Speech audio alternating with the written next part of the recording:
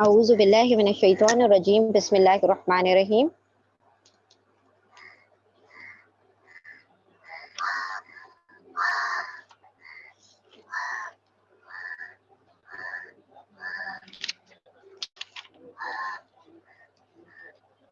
سورۃ البقرہ آیت نمبر 261۔ اب یہاں پر اللہ سبحانہ و تعالیٰ نے مثال بیان کی مال کے خرچ کرنے کو ایسے جیسے کہ ایک دانہ بویا جائے اس میں سے 7 بالیاں نکلے۔ اب ایک سے 7 بالی نکلی، 7 میں 100 دانے ہوں گے تو اس کا مطلب ہے 700 گنا تک اللہ سبحانہ و تعالیٰ اجر دینے پر قادر ہیں۔ وہ فراخ دست ہے، یعنی اللہ سبحانہ و تعالیٰ کے خزانے میں کسی چیز کی کمی نہیں اور وہ جاننے والا ہے۔ جو لوگ اپنے مال اللہ کی راہ میں خرچ کرتے ہیں اور خرچ کر کے پھر احسان نہیں جتاتے اور نہ ہی لوگوں کو دکھ دیتے ہیں، ان کا اجر ان کے رب کے پاس ہے اور ان کے لیے کسی رنج اور خوف کا موقع نہیں۔ ایک میٹھا بول اور کسی ناگوار بات پر ذرا سی چشم پوشی اس خیرات سے بہتر ہے جس کے پیچھے دکھ ہو۔ اللہ بے نیاز ہے اور بردباری اس کی صفت ہے۔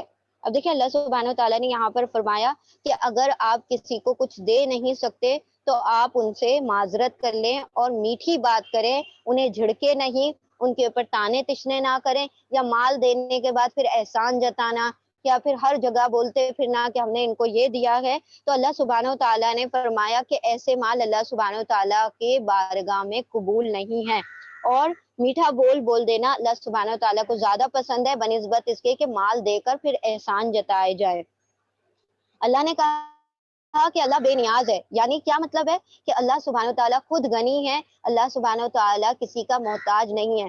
اگر اللہ نے آپ لوگوں کو استطاعت دی ہے، اگر اللہ سبحانہ و تعالیٰ نے بندے کو استطاعت دی ہے تو وہ اللہ ہی کے خزانے میں سے خرچ کر رہا ہے۔ اگر وہ اللہ سبحانہ و تعالیٰ چاہتا تو جس کو آج نادار بنایا وہ اس کو بھی مالدار بنا سکتا تھا، اور اس کی جگہ اس کے برعکس وہ شخص جو مالدار ہے اسے غریب بنا سکتا تھا۔ تو یہ تو اللہ سبحانہ و تعالیٰ کی تقسیم ہے، تو بندے کو چاہیے کہ اللہ کے مال میں سے جب خرچ کرے تو اس میں ریاکاری، احسان جتانا، ان تمام چیزوں سے نیت میں اخلاص ہو اور خلوص نیت کے ساتھ مال کو خرچ کرے۔ اے ایمان لانے والوں، اپنے صدقات کو احسان جتا کر اور دکھ دے کر اس شخص کی طرح خاک میں نہ ملا دو جو اپنا مال محض لوگوں کو دکھانے کو خرچ کرتا ہے اور نہ اللہ پر ایمان رکھتا ہے نہ آخرت پر ایمان۔ اللہ سبحانہ و تعالیٰ نے فرمایا کہ جو لوگ مال دوسروں کو دکھانے کے لیے، ریاکاری کے لیے خرچ کرتے یا جتاتے پھرتے ہیں، اگر کسی کو کچھ دے دیتے ہیں تو وہ ایسے ہیں جیسے کہ وہ اللہ پر ہی ایمان نہیں رکھتے، یعنی کہ ان کو توقع ہے کہ ان کو اجر کون دیں گے؟ بندے دیں گے، اور قیامت کے دن اللہ سبحانہ و تعالیٰ انہیں اس کا کوئی اجر نہیں دیں گے۔ جو لوگ مال جو سخاوت کرتے ہیں لوگوں کو دکھانے کے لیے، اللہ سبحانہ و تعالیٰ ایک حدیث کا مفہوم ہے کہ ان کو ان کی ناک کے بل رگڑتے ہوئے جہنم، فرشتوں کو حکم دیا جائے گا ان کو ان کے ناکوں کے بل گھسیٹتے ہوئے جہنم میں داخل کرو، تو وہ کہے گا کہ میں تو سخی ہوں، فرشتے کہیں گے یہ تو سخی تھا، اللہ سبحانہ و تعالیٰ کہیں گے کہ یہ جو مال خرچ کرتا تھا لوگوں کو دکھانے کے لیے خرچ کرتا تھا، یہ میرے لیے نہیں خرچ کرتا تھا، یہ لوگوں سے صلہ اپنا چاہتا تھا، لوگوں نے اس کو صلہ دے دیا، اس کی شاباشی، اس کی واہ واہی ہو گئی، اب اس کو مجھ سے کوئی غرض نہیں تھی، مجھ سے کوئی صلہ نہیں چاہیے تھا، تو اب اس کا صلہ کیا ہے؟ جہنم ہے۔ اللہ سبحانہ تعالیٰ ہمیں ریاکاری سے اور احسان جتانے سے محفوظ رکھے، اور نہ اللہ پر ایمان رکھتا ہے نہ آخرت پر، اس کے خرچ کی مثال ایسی ہے جیسے ایک چٹان تھی جس پر مٹی کی تہ جم گئی ہو، اس پر جب زور کا مہ برستا ہے یعنی پانی برستا ہے تو ساری مٹی بہہ گئی اور صاف چٹان رہ گئی۔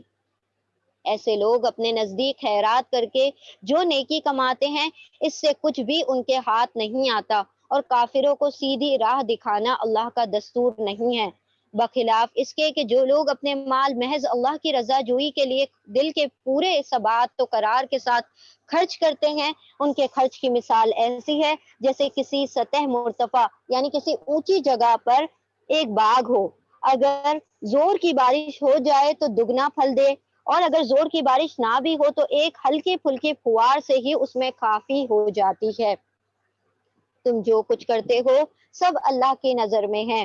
کیا تم میں سے کوئی یہ پسند کرتا ہے کہ اس کے پاس ایک ہرا بھرا باغ ہو، نہروں سے سیراب، کھجوروں اور انگوروں اور ہر قسم کے پھلوں سے لدا ہوا ہو، اور وہ عین اس وقت ایک تیز بگولے کی زور میں اگر جھلس جائے، جبکہ وہ خود بوڑھا ہو چکا ہو اور اس کے کمسن بچے ہوں، اب یہ ابھی کسی لائق نہ ہو، اس طرح اللہ اپنی باتیں تمہارے ساتھ بیان کرتا ہے، شاید کہ تم غور و فکر کرو۔ یعنی کہ کوئی انسان اگر دکھاوے کے لیے مال خرچ کرتا ہے تو ایسا ہی ہے کہ اس نے باغ تو لگایا، اس پہ محنتیں بھی کی، اس پہ مال خرچ کیا، جان لگائی، اس کے اوپر وقت لگایا، اور بعد میں کیا ہوا کہ وہ باغ کے اوپر ایک ایسی لو چلی، ایک زور کا آگ والا بگولا آیا اور ساری کی ساری فصل جو کھڑی کی تھی وہ سب کی سب جل کر جھلس گئی۔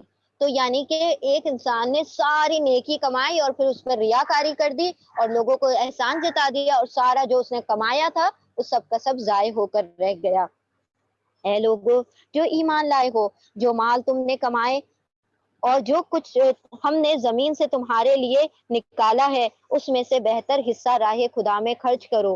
ایسا نہ ہو کہ اس کی راہ میں دینے کے لیے بری سے بری چیز چھانٹنے کی کوشش کرنے لگو، حالانکہ وہی چیز اگر کوئی تمہیں دے دے تو تم ہرگز اسے لینا گوارا نہ کرو گے، الا یہ کہ اس کو قبول کرنے میں تم اغماض برت جاؤ۔ یعنی اگر تمہیں آگ بن کر کے کوئی خراب مال دے دے تب تو تم لے لو گے، لیکن اگر تم تو اللہ کی راہ میں بری ردی مال کو خرچ کرتے ہو، اگر کوئی تمہیں ردی مال دے دے تو پھر اس کے اوپر کیا کرتے ہو؟ شکوے کرتے ہو۔ تو ایسے مال جو تم خود پسند کرتے ہو اسے اللہ کی راہ میں خرچ کرو۔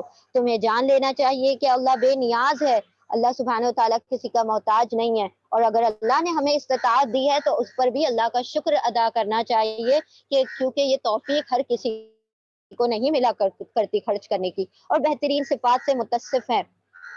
شیطان تمہیں مفلسی سے ڈراتا ہے اور شرمناک طرز عمل اختیار کرنے کی ترغیب دیتا ہے، مگر اللہ تمہیں اپنی بخشش اور فضل کی امید دلاتا ہے، اللہ بڑا فراغ دست اور دانا ہے۔ شیطان ہمیں اکساتا رہتا ہے کہ مال خرچ کرو، کمی ہو جائے گی، بینک بیلنس کم ہو جائے گا، یہ کم ہو جائے گا، وہ کم ہو جائے گا، پھر تم کیا کرو گے؟ لیکن اللہ سبحانہ و تعالیٰ، یہاں پر اللہ نے کہا نا، اللہ کی بات تو بالکل سچ ہے۔ اللہ کہتا ہے کہ جو خرچ کر دو گے تم اللہ کی راہ میں، وہ تم کیا کر رہے ہو؟ اصل بچانا وہی مال ہوتا ہے جو اللہ کی راہ میں خرچ کر دیا جائے۔ جس کو چاہتا ہے حکمت عطا کرتا ہے، اور جس کو حکمت ملی اسے حقیقت میں بڑی دولت مل گئی۔ اب حکمت کسے کہتے ہیں؟ ریزننگ، یعنی کوئی چیز ہے تو کیوں ہے، اللہ سبحانہ تعالیٰ نے آزمائش میں ڈالا ہے تو کیوں ڈالا ہے۔ اگر کسی انسان کو یہ حکمتیں سمجھ میں آ جائیں اور وہ اس پر صبر سیکھ جائے تو اللہ سبحانہ تعالیٰ نے اسے بڑی خیر عطا فرما دی۔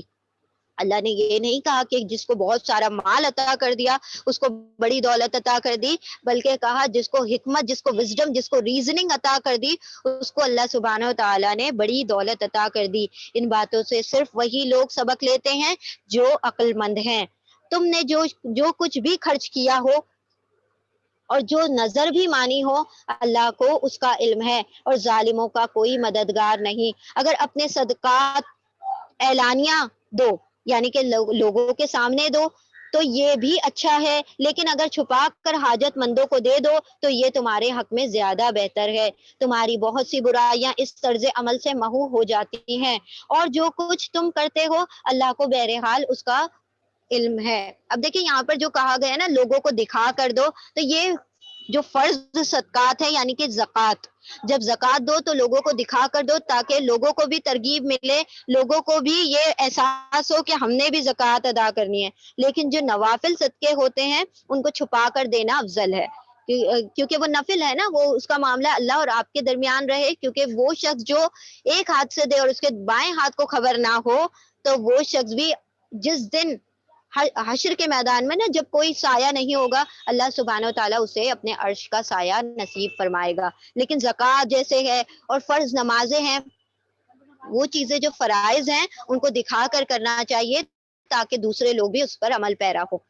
اے نبی صلی اللہ علیہ وسلم، لوگوں کو ہدایت بخش دینے کی ذمہ داری تم پر نہیں ہے، ہدایت تو اللہ ہی جسے چاہتا ہے بخشتا ہے، اور راہ خیر میں جو مال تم لوگ خرچ کرتے ہو وہ تمہارے اپنے لیے بھلا ہے، آخر تم اس لیے تو خرچ کرتے ہو کہ اللہ کی رضا حاصل ہو، تو جو کچھ مال تم راہ خیر میں خرچ کرو گے اس کا پورا پورا اجر تمہیں دے دیا جائے گا اور تمہاری حق تلفی نہ کی جائے گی۔ دیکھیں اللہ سبحانہ و تعالیٰ سے کسی کا حق ادا کرنے والا آپ کسی کو نہیں پائیں گے۔ دنیا میں ہم چاہے کسی کے ساتھ کتنا بھی کر لیں، وہ ویسا اجر نہیں دے سکتا جیسا اللہ سبحانہ و تعالیٰ دیتے ہیں، ہے نا؟ تو جب بھی ہم کوئی بھی مال خرچ کر رہے ہیں یا کوئی بھی نیکی کر رہے ہیں، تو اس میں نیکی کرنے سے پہلے اپنی نیتوں کو درست کر لینا بہت اہم ہے، کہ یہ جو ہم نے نیکی کی ہے وہ صرف اور صرف اللہ کی رضا کے لیے کی ہے، اور اس کا اجر دینے پر صرف اللہ قادر ہے، مجھے اس کا اجر بندوں سے ہرگز نہیں چاہیے۔ دوسری چیز یہ کہ نیکی کرنے کے بعد پھر ڈرتے رہے نیکی کے بارے میں کہ وہ قبول ہوگی کیا نہیں، جس طرح سے ابراہیم علیہ السلام اور اسماعیل علیہ السلام دعا کر رہے تھے، ربنا تقبل منا انک انت السمیع العلیم، اے اللہ ہم نیکی تو کر رہے ہیں لیکن اللہ اسے خیر کے ساتھ قبول فرما لینا، کیونکہ ہمیں نہیں پتا کہ اس کے اندر کوئی بھول چوک ہو گئی ہو، تو وتب علینا، اور ہم سے اس کی توبہ کو ہم سے معاف کر دینا، ہم سے درگزر کر دینا، جو اس میں بھول چوک ہو گئی ہو، اس نیکی میں کوئی کوتاہی رہ گئی ہو تو اسے معاف فرما دینا۔ تو نیکی کرنے کے بھی تین مرحلے ہیں، ایک تو پہلے نیت کو خلوص بخشا جائے، اپنی نیت کو پیوریفائی کیا جائے، سنسیئرٹی بخشی جائے، اس کے بعد نیکی کی جائے، پھر اس کے بعد اس کی قبولیت کے لیے دعا کی جائے۔ خاص طور پر مدد کے مستحق وہ تنگ دست لوگ ہیں جو اللہ کے کام میں ایسے گر گئے ہیں کہ اپنی ذاتی کسب معاش کے لیے زمین میں کوئی دوڑ دھوپ نہیں کر سکتے۔ ان کی خودداری دیکھ کر نا واقف آدمی گمان کرتا ہے کہ یہ خوشحال ہیں۔ تم ان کے چہروں سے ان کی اندرونی حالت پہچان سکتے ہو، مگر وہ ایسے لوگ نہیں ہیں کہ لوگوں کے پیچھے پڑ کر کچھ مانگے۔ ان کی اعانت میں جو کچھ مال تم خرچ کرو گے وہ اللہ سے پوشیدہ نہیں ہے۔ اب دیکھیں یہ ان لوگوں کے بارے میں بات ہے کہ جو دین راہ میں اپنے، اب جیسے مدرسے کے بچے ہوتے ہیں یا کوئی معلم ہوتے ہیں یا پھر کوئی مسجد کے خادم وغیرہ ہوتے ہیں، تو وہ کیا ہوتے ہیں، اللہ کی راہ میں اپنی زندگی کو وقف کر دیتے ہیں۔ اب وہ جب انہوں نے اپنی زندگی کو اللہ کی راہ میں وقف کر دیا تو یہ لوگ پھر مال اور متاع اور تجارت کرنے کے لیے نہیں نکلتے، یہ ان کی زندگی، ان کا سونا اٹھنا بیٹھنا سب اللہ کی راہ میں وقف کر دیا ہوا ہوتا ہے، ٹھیک ہے؟ تو اب یہ جو کیا کرتے ہیں، دن رات وہ اللہ کے علم کو بانٹتے ہیں، اور سارے جیسے اصحاب صفہ کے بارے میں خاص کر یہاں پر ذکر کیا گیا۔ اصحاب صفہ کون ہے؟ دا پیپل آف پلپٹ، ایک چبوترا تھا وہاں پر مدینے میں، وہاں پر لگ بھگ 400 کے لگ بھگ صحابہ اکرام بیٹھا کرتے تھے، وہ دن رات صرف اللہ کے دین کو سیکھنے سکھانے کا کام کیا کرتے تھے، سیکھتے تھے لوگوں کو سکھاتے تھے، وہ کوئی تجارت، کوئی کام، دنیاوی معاش کا کام نہیں کرتے تھے، وہ اپنی ساری جابس کو چھوڑ کر، سارا کچھ چھوڑ کر صرف علم کو سیکھنے سکھانے کا کام کرتے تھے۔ اللہ سبحانہ تعالیٰ فرماتے، اس میں ایک اصحاب صفہ میں ایک صحابی جو بہت ان کی کثرت سے احادیث ہیں، وہ ہے ابو ہریرہ رضی اللہ تعالیٰ عنہ۔ ابو ہریرہ رضی اللہ تعالیٰ عنہ اتنے سکنی تھے، اتنے دبلے تھے کہ بس کبھی کبھی تو گش کھا کر گر جایا کرتے تھے، لوگ سمجھتے تھے ان کو مرگی کے یعنی ایپیلیپسی ہے ان کو اور اس کے دورے پڑا کرتے ہیں، لیکن وہ بھوک کی شدت سے گر جایا کرتے تھے گش کھا کر، اور ان کا مطلب دنوں رات ان کا یہی کام ہوا کرتا تھا کہ آپ صلی اللہ علیہ وسلم کے علم کو سیکھ لیں اور پھر دوسروں کو سکھا دیں۔ تو اللہ سبحانہ و تعالیٰ نے فرمایا کہ ایسے لوگ تمہارے مالوں کے حقدار ہیں، تمہیں ان کو ڈھونڈ کر ان کے مطلب وہ دینا ہے، کیونکہ وہ تم سے مطلب سوال نہیں کریں گے، کیونکہ وہ مسکین ہے، وہ اصل مسکین ہے جو سفید پوش ہوتے ہیں، وہ لوگوں کے سامنے ہاتھ نہیں پھیلایا کرتے، اگر وہ بھوک میں ہیں تو وہ دن رات صبح شام بھوک میں گزار دیں گے، لیکن کسی سے نہیں کہیں گے کہ میں بھوکا ہوں مجھے کچھ دیا جائے، ٹھیک ہے؟ اس کے اوپر صحاب ابو ہریرہ رضی اللہ تعالیٰ عنہ کا ایک قصہ بھی ہے کہ ایک مرتبہ حضرت ابو ہریرہ رضی اللہ تعالیٰ عنہ بہت زیادہ بھوکے تھے، شدت اتنی تھی کہ گش کھا کے گر رہے تھے اور مطلب کھڑا نہیں ہوا جا رہا تھا، تو سوچتے ہیں کہ میں کس طریقے سے لوگوں سے سوال کروں کہ مجھے کوئی کھانا کھلا دے، تو کیا کرتے ہیں کہ سوچتے ہیں کہ مجھے شاید کوئی پہچان لے، تو حضرت ابو بکر صدیق وہاں سے گزر رہے ہوتے رستے سے، تو جا کے کہتے ہیں کہ مجھے کچھ مسئلہ پوچھنا ہے دین کا، تو وہ دین کا مسئلہ پوچھتے ہیں، وہ انہیں بتاتے ہیں، وہ اپنے گھر چلے جاتے ہیں، ابو ہریرہ وہیں کھڑے رہ جاتے ہیں۔ حضرت عمر رضی اللہ تعالیٰ عنہ آتے ہیں، وہ کہتے ہیں کہ اب وہ یہ نہیں کہہ سکتے کہ مجھے کھانے کو چاہیے، وہ کیا کہہ رہے ہیں کہ مجھے کچھ مسئلہ پوچھنا ہے، شاید کہ حضرت عمر پہچان جائے کہ میں بھوکا ہوں تو مجھے کچھ آفر کر دے۔ حضرت عمر سے مسئلہ پوچھا، حضرت عمر نے بھی مسئلہ بتایا، حضرت عمر بھی چلے گئے۔ آپ صلی اللہ علیہ وسلم وہاں سے گزر رہے تھے، کہا یا رسول اللہ میں فلاں مسئلہ پوچھنے کے لیے آپ سے آیا ہوں. تو آپ صلی اللہ علیہ وسلم کہتے ہیں کہ اے ابو ہریرہ مسئلے مسائل بعد میں پوچھیے گا، پہلے چل کے گھر پر کھانا کھا لو. تو یعنی کہ یہ ساری چیزیں کس کے ذمے ہیں؟ ہم لوگوں کے ذمے ہے کہ ہم ایسے لوگوں کو تلاش کریں اور ان کے اعانت اور ان کی مدد کریں، کیونکہ وہ کسی سے سوال نہیں کرتے. جو لوگ اپنے مال شب و روز کھلے اور چھپے خرچ کرتے ہیں، ان کا اجر ان کے رب کے پاس ہے اور ان کے لیے کسی خوف اور رنج کا مقام نہیں. مگر جو لوگ سود کھاتے ہیں ان کا حال اس شخص کا سا ہوتا ہے جسے شیطان نے چھو کر باولا کر دیا ہو. اور اس حال میں ان کی مبتلا ہونے کی وجہ یہ ہے کہ وہ کہتے ہیں تجارت بھی تو آخر سود ہی کے جیسی چیز ہے، حالانکہ اللہ نے تجارت کو حلال کیا ہے اور سود کو حرام کیا ہے. لہٰذا جس شخص کو اس کے رب کی طرف سے یہ نصیحت پہنچے اور آئندہ کے لیے وہ سود خوری سے باز آ جائے تو جو کچھ وہ پہلے کھا چکا سو کھا چکا، اس کا معاملہ اللہ کے حوالے ہے. اور جو اس حکم کے بعد پھر اسی حرکت کا اعادہ کرے وہ جہنمی ہے جہاں وہ ہمیشہ رہے گا. اللہ سود کا مٹھ مار دیتا ہے، اللہ سود کو مٹاتا ہے اور صدقات کی نشو نما کرتا ہے، صدقات کو پروان چڑھاتا ہے. اور اللہ کسی ناشکرے بد عمل انسان کو پسند نہیں کرتا. ہاں جو لوگ ایمان لے آئیں، نیک عمل کر لیں اور نماز قائم کریں، زکوٰۃ دیں، ان کا اجر بے شک ان کے رب کے پاس ہے اور ان کے لیے کسی خوف اور رنج کا موقع نہیں. اب اللہ سبحانہ و تعالیٰ نے جب یہاں پر زکوٰۃ کو دیکھیں، اللہ سبحانہ و تعالیٰ نے ہمیں مال کو خرچ کرنے کا، مال کی محبتوں کو دل سے نکالنے کے لیے یہ خرچ کرنا اور انفاق کرنا، فی سبیل اللہ صدقات کرنا، زکوٰۃ دینا، یہ اسلام کا رواج ہے. سود جو ہے یہ دوسری قوموں کا رواج ہے جو اپنے مالوں کو سید سید کر رکھتے ہیں، جمع کر کے رکھتے ہیں اور پھر بھی ان کی لالچ نہیں ختم ہوتی تو لوگوں کی مجبوریوں کا فائدہ اٹھاتے ہیں اور ان سے سود لیا کرتے ہیں. اب سود کیا ہوتا ہے کہ مال کے اوپر جو بھی زیادہ رقم لی جاتی ہے جو بغیر محنت کے لی جا رہی ہو، یعنی کوئی پارٹنرشپ نہیں، کوئی بزنس نہیں ہو رہا ہے، کوئی کام نہیں ہو رہا ہے، بغیر بس گھر بیٹھے آپ نے کسی کو پیسہ دیا ادھار اور پھر اس کے اوپر ایکسٹرا پیسہ لیا جا رہا ہے، ایکسٹرا مال لیا جا رہا ہے، تو یہ سارا کچھ سود میں کاؤنٹ ہوتا ہے. اب سود جو ہوتا ہے، اللہ سبحانہ و تعالیٰ نے کہا کہ سود کو لینے والا ایسا ہے جیسے شیطان نے اس کو چھو کر پاگل بنا دیا ہو. آپ نے دیکھا ہوگا کہ جو لوگ سود لیتے ہیں کھاتے ہیں ان کا حال ہی جب ہوتا ہے نا، وہ خاص کر اگر شیئر مارکیٹ دیکھ لیں، وہ پہلے کی جو اب تو خیر ڈیجیٹل ہو گیا ہے سب، جو پہلے کی شیئر مارکیٹ وغیرہ اس میں لوگ کیسے چلا پکار کر رہے ہوتے تھے اور بالکل مطلب اگر آپ لوگوں نے دیکھا ہوگا تو وہ ایسے ہی جیسے کہ کسی نے واقعی میں ان کو چھو کر باولا کر دیا ہو. تو اللہ سبحانہ و تعالیٰ یہاں پر بتا رہے ہیں کہ اب یہ آخرت میں قیامت میں بھی ایسا ہی ہوگا. ٹھیک ہے کہ ان کو شیطان جیسے چھو کر، جیسے کوئی دماغی طور پر جس کا توازن کھو جاتا ہے، جو مینٹلی ال ہوتے ہیں، جس طریقے کی حرکتیں کرتے ہیں، ویسے یہ سود خور لوگ کرتے ہیں نا. لوگوں کے اوپر چڑھائی کر دیں گے، لڑنا شروع کر دیتے ہیں. جس نے پیسے نہیں دیا سود کا تو اس کو دوبارہ سے لوٹانے کے لیے پھر کیا کرتے ہیں، ہائے واویلا مچاتے ہیں. تو اللہ سبحانہ تعالیٰ اس کی مثال دے رہے ہیں. اللہ نے سود کو حرام کر دیا اور اللہ نے کوئی ریزن نہیں دیا کہ میں نے سود کو کیوں حرام کیا. اللہ نے کہا کہ سود حرام ہے اور تجارت حلال ہے. اب تم ریزن چاہتے ہو تو بہت سارے ریزن تمہیں ملیں گے. سب سے پہلے تو لوگوں کی مجبوری کا اس میں فائدہ اٹھایا جاتا ہے اور ریزن کے ڈھیر لگے پڑے ہیں، لیکن اللہ سبحانہ و تعالیٰ نے کوئی ریزن نہیں دیا کہ کیوں سود حرام ہے اور حلال ہے. اللہ نے کہا کہ تمہارا رب کہتا ہے کہ یہ حرام ہے، تو اگر تم اپنے رب پر ایمان لاتے ہو تو بس اس کی بات مان لو.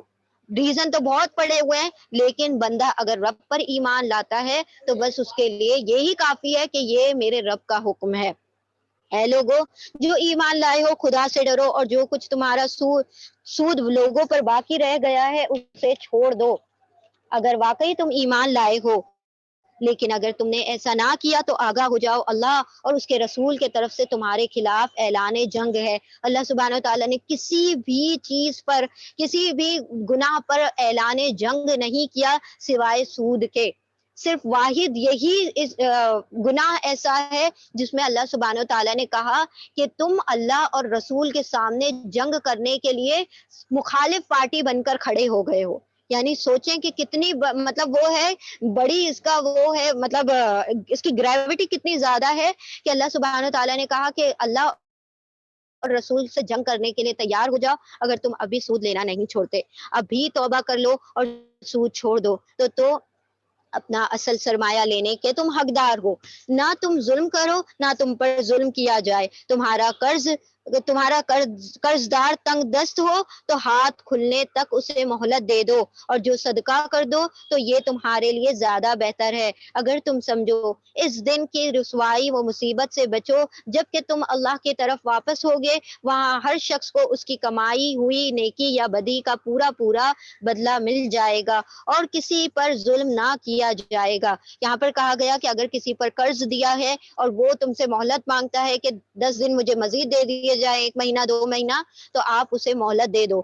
جتنی ہم مہلت دیتے ہیں نا، یہ بھی اللہ سبحانہ وتعالیٰ کا دیکھیں بڑا احسان ہے۔ اللہ کہتے ہیں کہ نہیں، حدیث کا مفہوم ہے کہ جو کسی شخص کو مہلت دے دے قرض دینے کے بعد، اگر اس نے کچھ ڈیٹ فکس کی تھی، اس نے اور اس کے لیے دن بڑھا دیے تاکہ وہ آسانی سے دے دے، اب جتنے دن وہ دن بڑھتے رہیں گے اتنے دن جتنا مال اس نے اس کو قرض پر دیا ہے، روزانہ اس کو صدقہ کرنے کا ثواب ملتا رہے گا، یعنی کہ کچھ بھی نہیں کر رہا ہے اور صدقے کرنے کا ثواب مل رہا ہے صرف مہلت دینے پر۔ اور کہا گیا کہ اگر تم دیکھتے ہو کہ وہ بہت زیادہ نادار ہے تو کیا کیا جائے، اس قرض کو معاف ہی کر دیا جائے۔ اگر چھوٹا موٹا قرض ہے تو بہتر یہ ہے کہ اگر تمہارے اس پر کوئی فرق نہیں پڑتا، یعنی تمہاری کمائی پر اگر اس کے قرض لوٹانے سے کوئی فرق نہیں پڑتا، تو بے شک اگر اس کے لیے معاف کر دیا جائے تو اللہ سبحانہ وتعالیٰ اس کا پورا پورا اجر قیامت کے دن اسے عطا کر دیں گے۔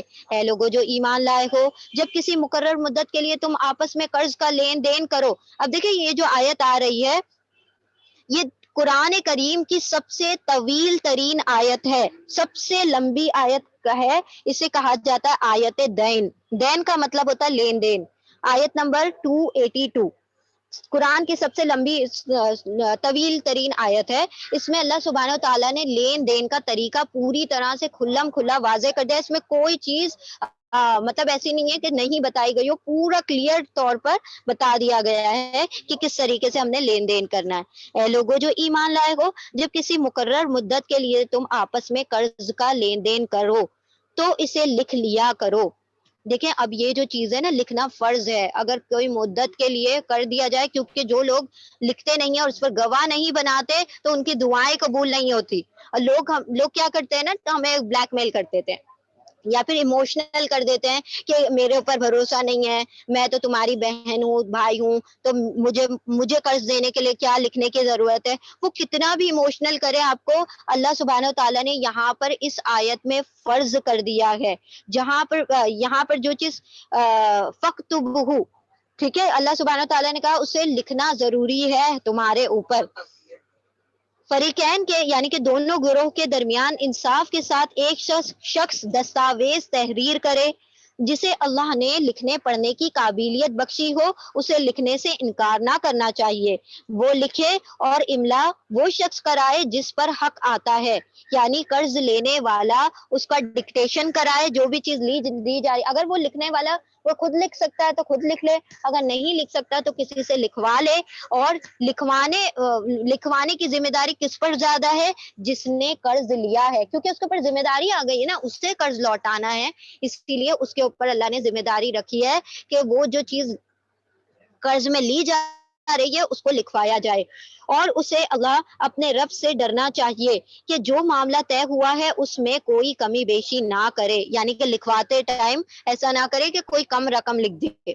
لیکن اگر قرض لینے والا خود نادان یا ضعیف یا املا نہ کرا سکتا ہو تو اس کے یعنی ڈکٹیٹ نہیں کر سکتا ہو تو اس کا کوئی ولی انصاف کے ساتھ ڈکٹیشن کر دے، املا کر دے۔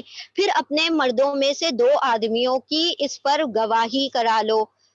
اگر وہ 2 مرد نہ ہوں تو 1 مرد اور 2 عورتیں ہوں، تاکہ ایک بھول جائے تو دوسری اسے یاد دلا دے۔ ایسا نہیں کر سکتے ہم کہ 4 عورتیں کھڑی کر دیں، 1 مرد تو کم از کم ہونا ضروری ہے، یا تو 2 مرد ہو گواہی کے لیے، یہ بہتر ہے۔ لیکن اگر کہیں سے 2 مرد نہیں اویلیبل ہے کسی بھی چیز کی شہادت دینے کے لیے تو 1 مرد اور 2 عورتیں۔ یہ گواہ ایسے لوگوں میں سے ہونے چاہیے جن کی گواہی تمہارے درمیان مقبول ہو، یعنی کہ جو سچے لوگ ہو، جن کو جو تمہارے حق میں صحیح گواہی دے سکے، ان کو گواہ بناؤ۔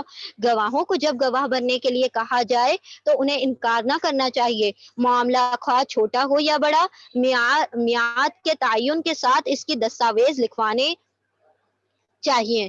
تساہل نہ کرو، اللہ کے نزدیک یہ طریقے تمہارے لیے مبنی بر انصاف ہیں، اس سے شہادت قائم ہونے میں زیادہ سہولت ہوتی ہے اور تمہارے شکوک و شبہات میں مبتلا ہونے کے امکان کم رہ جاتے ہیں۔ یعنی اگر بہت لمبے عرصے کا وقفہ ہے تو ایسا نہیں ہوگا نا، اگر لکھا ہوا ہوگا تو وہ چیز ایک گواہ، وہ خود ایک گواہی بن جاتی ہے، لکھی ہوئی چیز جو ڈاکیومنٹس ہوتے ہیں وہ خود ایک وہ بن جاتے ہیں، ایویڈنس بن جاتے ہیں۔ اس پہ گواہ بھی بنا لینا چاہیے، تاکہ کیا ہوگا، اگر کوئی گواہ بھی بھول جاتا ہے تو کم از کم وہ ڈاکیومنٹ پہ لکھا ہوا ہے، اگر وہ اس میں پھر کیا ہوگا کہ کوئی جھگڑے اور فساد کی بات نہیں نکلے گی۔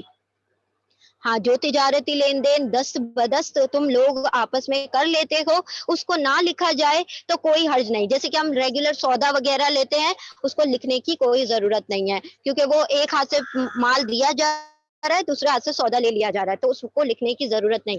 مگر تجارتی معاملے طے کرتے وقت گواہ کر لیا کرو، کاتب اور گواہ کو ستایا نہ جائے۔ کاتب یعنی لکھنے والے کو، اور جو گواہ یعنی وٹنس کو ستایا نہ جائے۔ بار بار ان کو بلا کر گواہی لے رہے ہیں، بار بار بول رہے ہیں کہ تم نے یہ لکھ دیا، وہ لکھ دیا، تو ان کو بار بار پریشان نہ کیا جائے۔ ایسا کرو گے تو گناہ کا ارتکاب کرو گے، اللہ کے غضب سے بچو۔ وہ تم کو صحیح طریقے عمل کی تعلیم دیتا ہے اور اسے ہر چیز کا علم ہے۔ اگر تم سفر کی حالت میں ہو اور دستاویز لکھنے کے لیے کوئی کاتب نہ ملے تو رہن بالقبض پر معاملہ کر لو۔ رہن کہتے ہیں گروی رکھنے کو، ہے نا، مورگیج۔ کسی بھی چیز کو رکھ دو، یعنی پلیج کر لو کہ نا وہ چیز ہے تھوڑے وقت کے لیے جب تک کہ سفر میں ہے، یہ چیز میں دے دیتا ہوں، اس کے بدلے میں مجھے کوئی چیز دے دی جائے، مجھے مال دے دیا جائے۔ جب اگر کوئی لکھنے والا نہ ہو تو پھر گروی رکھ کر بھی مال لیا جا سکتا ہے۔ اگر تم میں سے کوئی شخص دوسرے پر بھروسہ کر کے اس کے ساتھ کوئی معاملہ کرے تو جس پر بھروسہ کیا گیا ہے اسے چاہیے کہ امانت ادا کر دے اور اللہ یعنی اپنے رب سے ڈرو۔ یعنی کہ جس نے گروی رکھا ہے نا، جو چیز لی ہے، تو پھر وہ اس کو لوٹا دے اور معاملے میں کسی بھی قسم کی کوتاہی یا خیانت کرنے کی کوشش نہ کرے۔ اور شہادت ہرگز نہ چھپاؤ، گواہی ہرگز نہ چھپاؤ۔ جو شہادت چھپاتا ہے اس کا دل گناہ میں آلودہ ہے اور اللہ تمہارے اعمال سے بے خبر نہیں ہے۔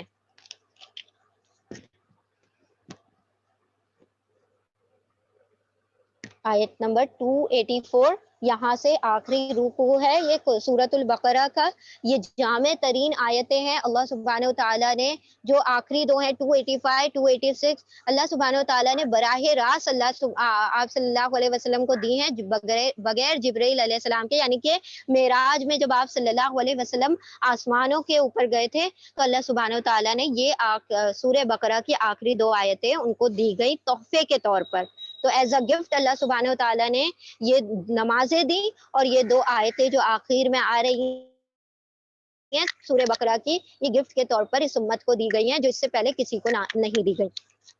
آسمانوں اور زمین میں جو کچھ ہے سب اللہ کا ہے۔ تم اپنے دل کی باتیں خواہ ظاہر کرو خواہ چھپاؤ، اللہ ہر بہرحال ان کا حساب تم سے لے گا۔ پھر اسے اختیار ہے جسے چاہے معاف کر دے، جسے چاہے سزا دے، وہ ہرگز ہر چیز پر قدرت رکھتا ہے۔ اب دیکھیں اللہ سبحانہ و تعالیٰ نے یہاں پر بتایا کہ دلوں کے معاملے کو اللہ جج کرنے والا ہے۔ یہاں پر جو ظاہر ہے اس کے اوپر نہیں، اللہ سبحانہ و تعالیٰ ہماری نیتوں کو تولنے والے ہیں۔ اللہ سبحانہ و تعالیٰ ہمارے اعمال سے پہلے ہماری نیتوں کا کیا کیا جائے گا، مواخذہ کیا جائے گا، اس کو تولا جائے گا۔ اب یہ ہے آیت جو آخر کی دو آیتیں ہیں۔ رسول اللہ صلی اللہ علیہ رسول اس ہدایت پر ایمان لایا ہے، یعنی کہ رسول صلی اللہ علیہ وسلم اس ہدایت پر ایمان لائے ہیں جو اس کے رب کی طرف سے اس پر نازل ہوئی ہے، یعنی قرآن کریم۔ اور جو لوگ اس رسول کے ماننے والے ہیں انہوں نے بھی اس ہدایت کو دل سے تسلیم کر لیا، یعنی امت محمد صلی اللہ علیہ وسلم نے بھی قرآن کو تسلیم کیا۔ یہ سب اللہ اور اس کے فرشتوں اور اس کی کتابوں اور اس کے رسولوں کو مانتے ہیں۔ ایمان مفصل کی بات کی جا رہی ہے اور ان کا قول یہ ہے کہ اب یہاں سے دعا شروع ہو رہی ہے، اور یہ بہت ہی پیاری اور مکمل اور جامع ترین ہے نا ایگزاسٹو دعا ہے. یہ انشاءاللہ آپ سب نے لرن کرنا ہے اور اس کو گروپ میں اپنے کوئز والے گروپ میں سنانا ہے. آیت جو آخر کی 2 آیتیں ہیں وہ والی. ہم اللہ کے رسولوں کو ایک دوسرے سے الگ نہیں کرتے. ہم نے حکم سنا اور اطاعت قبول کی. مالک، ہم تجھ سے خطا بخشی کے طلبگار ہیں اور ہمیں تیری ہی طرف پلٹنا ہے. اللہ کسی متنفس پر اس کی مقدرت سے بڑھ کر ذمہ داری کا بوجھ نہیں ڈالتا. اللہ کسی کی جان پر اس کی کیپیسٹی سے زیادہ بوجھ نہیں ڈالتا. ہر شخص نے جو نیکی کمائی ہے اس کا پھل اسی کے لیے ہے، اور جو بدی سمیٹی ہے اس کا وبال اسی پر ہے. ایمان لانے والوں، تم یوں دعا کیا کرو: اے ہمارے رب، ہم سے بھول چوک میں جو قصور ہو جائیں ان پر گرفت نہ کرنا. مالک، ہم پر وہ بوجھ نہ ڈال جو تو نے ہم سے پہلے لوگوں پر ڈالے تھے. پروردگار، جس بار کو اٹھانے کی طاقت ہم میں نہیں ہے وہ ہم پر نہ رکھ. ہمارے ساتھ نرمی کر، ہم سے درگزر فرما، ہم پر رحم کر. تو ہمارا مولا ہے، کافروں کے مقابلے میں ہماری مدد فرما. اب اس آخری آیت میں ایک ورڈ آتا ہے اسرن، کما حملتہ. اسرن کا مطلب ہوتا ہے ایک ہوتا ہے حمل، ایک ہوتا ہے اسرن. یہ دونوں کا مطلب ہوتا ہے بوجھ. حمل کا مطلب ہوتا ہے ایسا بوجھ جو اٹھایا جا سکے، اسی لیے اس سے بنا ہے نا حمال، جو بوجھ اٹھانے والا ہوتا ہے اس کو حمال کہا جاتا ہے، کلی وغیرہ کو حمال کہا جاتا ہے. تو حمال یعنی وہ بوجھ جو کہ اٹھایا جا سکے. اسرن کا مطلب ہوتا ہے ایسا بوجھ جو اٹھایا نہ جا سکے اور جو انسان کی کمر توڑ دے. یعنی کہ جو جیسے ہم نے رسم و رواج کے بوجھ اپنے اوپر لاد لیے ہیں، جہیز کے بوجھ ہیں، اور یہ ساری جو کہ اسلام میں ہے ہی نہیں، وہ تمام بوجھ ہم نے اپنے اوپر لاد دیے ہیں. تو یہ وہ بوجھ ہیں جو اللہ نے نہیں ڈالے ہیں، یہ بندوں نے خود اپنے ذمے خود سے بنا لیے ہیں.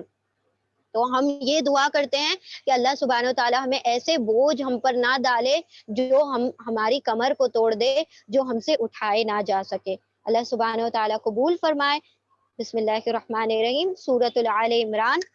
سورہ آل عمران مدنی سورہ ہے، تیسری سورہ مدنی سورہ. مدنی سورہ یعنی کہ اس کے اندر احکامات ہوں گے زیادہ تر. اب یہ جو سورہ آل عمران ہے یہ سمجھ لیں کہ جڑوا بہن ہے اس کی سورہ بقرہ کی. اللہ سبحانہ وتعالی نے اکثر سورے بھی ہے نا جوڑوں کی شکل میں نازل فرمائی ہیں. ٹھیک ہے، اللہ سبحانہ وتعالی کی واحد ذات ایسی ہے جو کہ وطر ہے، اکیلی ہے. باقی دنیا کی ہر چیز کو اللہ سبحانہ وتعالی نے جوڑا بخشا ہے. سورہ بقرہ کا جوڑا ہے سورہ آل عمران. اب ان صورتوں کو سورہ الزہراوین کہا جاتا ہے. آپ صلی اللہ علیہ وسلم نے فرمایا ان دونوں صورتوں کو الزہراوین. زہرا کہا جاتا ہے تابناک، یعنی کہ چمکدار، دو چمکدار صورتیں. اب ان میں بہت ساری مشابہت ہیں، بہت ساری سملیرٹیز ہیں، اور کہیں نہ کہیں یہاں پر تھوڑے سے ڈفرینسز بھی ہیں. لیکن جو ڈفرینسز ہیں وہ ایسا ہی ہے جیسے ایک زوجیت کا معاملہ ہوتا ہے نا، الزواج کا جو زوجیت کا معاملہ ہوتا ہے کہ اللہ سبحانہ و تعالیٰ نے مرد اور عورت میں بہت ساری سملیرٹیز رکھی ہیں، لیکن بہت سارے ان کے اندر ڈفرینس بھی رکھے ہیں. لیکن وہ جو ڈفرینس ہوتے ہیں وہ جب ایک دوسرے کی زوجیت میں آتے ہیں تو وہ کیا ہوتے ہیں، وہ ایک دوسرے کو مکمل کرتے ہیں. وہ کیسے ہوتے ہیں، ایک دوسرے کو کامل کرنے والے ہوتے ہیں، جس سے ایک تیسری چیز وجود میں آتی ہے. اسی طریقے سے یہ دونوں صورتیں کیا ہیں، ایک دوسرے کے اندر سے بہت ساری سملیرٹیز بھی ہیں، ڈفرینسز بھی ہیں. لیکن جو اس کے اندر ڈفرینسز ہیں، جو ایک دوسرے مطلب یہ صورتوں میں جو چیزیں ایک دوسرے سے مختلف ہیں، وہ جو اختلاف ہے وہ کیا ہے، ایک دوسرے کو مکمل کر کے ایک نیا معنی دیتا ہے. اب ان کے اندر بہت ساری سملیرٹیز ہیں. یہ دیکھیں گے آپ کہ دونوں کے دونوں الف لام میم سے شروع ہو رہی ہیں. دونوں سورہ اللہ سبحانہ تعالیٰ کی کتاب کے ساتھ شروع ہوتی ہے نا، ان کے ذکر کے ساتھ شروع ہو رہی ہے. اس میں بھی دو امتوں کے بارے میں بتایا گیا ہے اس سورے میں بھی. اس سورے میں بھی دو امتوں کے بارے میں، بنی اسرائیل کے بارے میں، پھر نبی صلی اللہ علیہ وسلم کی امت کے بارے میں. اس میں بھی ایسا ہی ہے، دو امتوں کا تذکرہ کیا گیا ہے. لیکن اس سورے میں زیادہ تذکرہ کیا گیا ہے بنی اسرائیل کا یعنی یہود کا. اس سورے میں زیادہ تذکرہ کیا گیا ہے نصارہ کا یعنی عیسائیوں کا. ٹھیک ہے، اور بھی بہت ساری سملیرٹیز ہیں. یہ سورہ بھی آخر میں دو خوبصورت آیتوں پر ختم ہوتی ہے، ایک بہت پیاری جامع ترین دعا پر مکمل ہوتی ہے.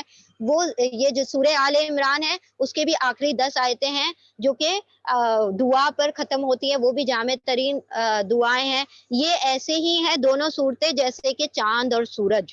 جیسے دو چمکنے والی صورتیں، اور یہ اپنے پڑھنے والوں کو، اپنے شمار کرنے والوں کو، اپنے عمل کرنے والوں کے لیے آخرت میں سفارش کرنے والی ہوں گی، ان کے لیے بادلوں کا سایہ عطا کریں گی. ٹھیک ہے، دو بدلیوں کی شکل میں، دو بادلوں کی شکل میں اس کو سایہ عطا کریں گی.